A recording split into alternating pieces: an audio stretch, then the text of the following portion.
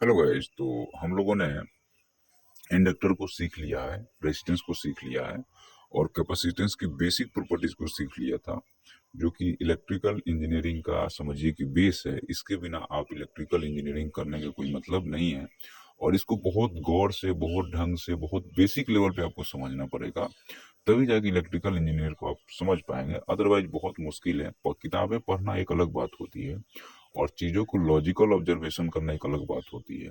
तो यहाँ पे हम लोग किताबें की बात तो होती ही रहती है, लेकिन साथ में साथ हम लोग लॉजिकल ऑब्जर्वेशन भी समझते हैं।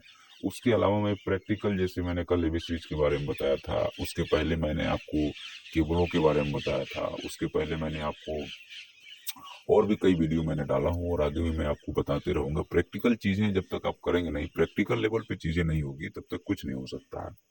तो चलिए हम लोग उसी सीरीज को आगे बढ़ाते हैं और मैं कोशिश करूंगा कि मैं आपसे और ज़्यादा जुड़ूं। लेकिन आपसे भी मैं ये चाहता हूं कि आप लोग ज़्यादा से ज़्यादा सब्सक्राइब करें, शेयर करें, कमेंट करें और अपने दोस्तों तक फैलाएं, ताकि जो है सो मुझे भी थोड़ा मोटिवेशन मिलता है और इससे जो है सो आप भी इसको सीख लेते हैं। तो चलिए हम लोग इसको आगे बढ़ाते हैं। तो इंडक्टेंस का यूज की बात करें तो देखिए, रेजिस्टेंस, कैपेसिटेंस और इंडक्टेंस, इस तीन चीज से ही मिला करके हम लोग मैक्सिमम चीजें बनाते हैं। जैसे सब्जी बनाते हैं या खाना बनाने के लिए जो बेसिक रिक्वायरमेंट है, उसके बिना आप नहीं कर सकते हैं। वैसे ही ये भी है कि जब भी आप कोई भी सर्किट की बात करेंगे, तभी तीन ही प्रॉपर्टीज वाले मटेरियल हमारे पास में अवेलेबल हैं। एक रजिस्टर है, दूसरा कैपेसिटर और तीसरा इंडक्टर है। इसी से हम कोई भी सर्किट बनाने की कोशिश करते हैं। हमें अभी चौथा मटेरियल नहीं मिला है, या मटेरियल के भी चौथा कोई ऐसी प्रॉपर्टीज नहीं मिली है जिसके आधार पे हम इलेक्ट्रिकल सर्किट को और ज्यादा एक्सपांड कर पाए। तो इस पे रिसर्च होना चाहिए कि आपका और भी कोई ऐसा प्रॉपर्टीज है जिसको शायद हम लोग नहीं जान पा रहे हैं या नहीं ढूंढ पा रहे हैं। तो आप लोग भी कोशिश कीजिए, कुछ और मिलता है तो बताइएगा। चलिए हम लोग शुरुआत करते हैं। देखिए क्या होता है कि इम्पिडांस, इम्पिडांस क्या होता है? एक सर्किट में रेसिस्टर और इंडक्टर ऑटोमेटिकली है। समझिएगा जरा ध्यान से। एक ही रेजिस्टेंस है, अगर वही कॉइल को हम घुमा देते हैं तो वो इंडक्टर की तरह वर्क करने लगता है और रेसिस्टेंस की जगह पे वहाँ रिलेक्टेंस आ जाता है। तो इम्पिडांस वाला जो सर्किट है, कोई इम्पिडांस बन रहा है, तो रेसिस्टेंस और इंडक्टेंस, ये दोनों प्रॉपर्टी जब मिल जाते हैं तो इम्पिडांस बन जाता है। और इम्पिडांस क्या करता है? इम्पिडांस जो है आपको यहाँ पे पावर ट्रांसफर में मदद करता है। तो ये पावर ट्रांसफर में कैसे मदद करता है? देखिए, इंडक्टर का एक नेचर ये होता है कि जब करंट कहीं से फ्लो करना, जब आपको साइकुलर सर्कुलर करंट फ्लो करना या एसी करंट फ्लो करना शुरू करता है किसी भी मटेरियल से, और वह खुद ही राउंड में शेप में है, तो वहाँ करंट का फ्लो रुकता है। और जब रुकता है तो वहाँ पे फ्लक्स जनरेट हो जाता है, जिसको हम लोग मैग्नेटिक फील्ड बाद में बोलेंगे। तो मैग्नेटिक फील्ड होने से क्या होता है कि करंट का फ्लो फास्ट हो जाता है, या यूं कहिए कि आपको पावर लॉस कम हो जाएगा और करंट का फ्लो ज्यादा होगा। इसीलिए जो है सो सर्किटों में इंडक्टेंस का भी उसमें यूज किया जाता है, ताकि एक होता है रिएक्टिव पावर, होता है एक होता है रजिस्टिव पावर।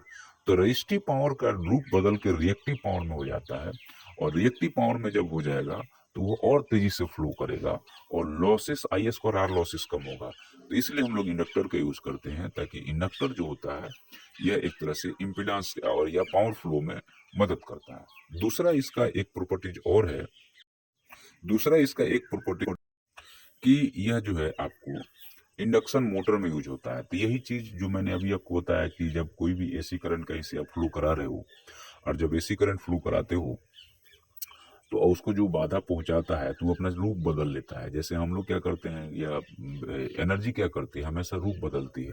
तो यहाँ पे जब एनर्जी को फ्लो कराते हो तो इंडक्शन मोटर में कैसे यूज होता है? तो जब रोटेटिंग कॉइल में क्या होता है, कॉइल में जब एसी करंट फ्लो कराते हो तो रोटेटिंग मैग्नेटिक फील्ड में बदल जाता है, फ्लक्स में, या रोटेटिंग मैग्नेटिक फील्ड में बदलेगा।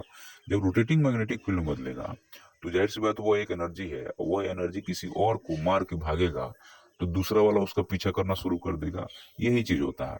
तो इंडक्शन मोटर के स्टेटर में क्या होता है कि रोटेटिंग फ्लक्स जनरेट कर दिया आपने। जब रोटेटिंग फ्लक्स जनरेट कर दिए इंडक्शन कॉइल के थ्रू, तो वो क्या करेगा, रोटर के जो रोटेटिंग कॉइल है वहां पे जाकर उसको मारने लगा। तो वो बोल रहा कि भाई मैं तो अस्थिर था यार, तुम हमें क्यों डिस्टर्ब कर रहे हो? दो बार तीन बार मारेगा, तीसरी बार मारेगा, चौथी बार मारेगा। तो जब आप पहली बार करंट देते हो तो तुरंत इंडक्शन मोटर स्टार्ट नहीं होता, थोड़ा टाइम लेता है। गैप है। तो वो क्या होता है, जब मारेगा मारेगा मारेगा, बोले यार बहुत परेशान कर रहा है, इसको पीछे कर दो यार, ये कौन है।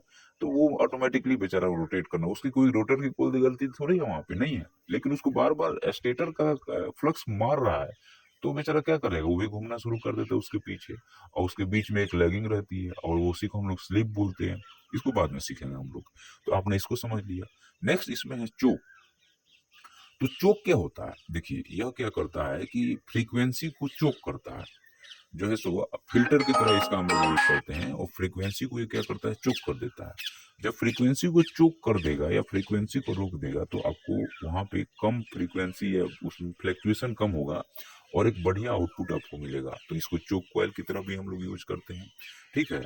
तो हमें आशा है कि हमने जो चीज़ आपको पढ़ाया या बताया है प्रैक्टिकली, वो आपको समझ में आया होगा, और हम आने वाले समय में आपको और अच्छी अच्छी चीज़ें बताते रहेंगे।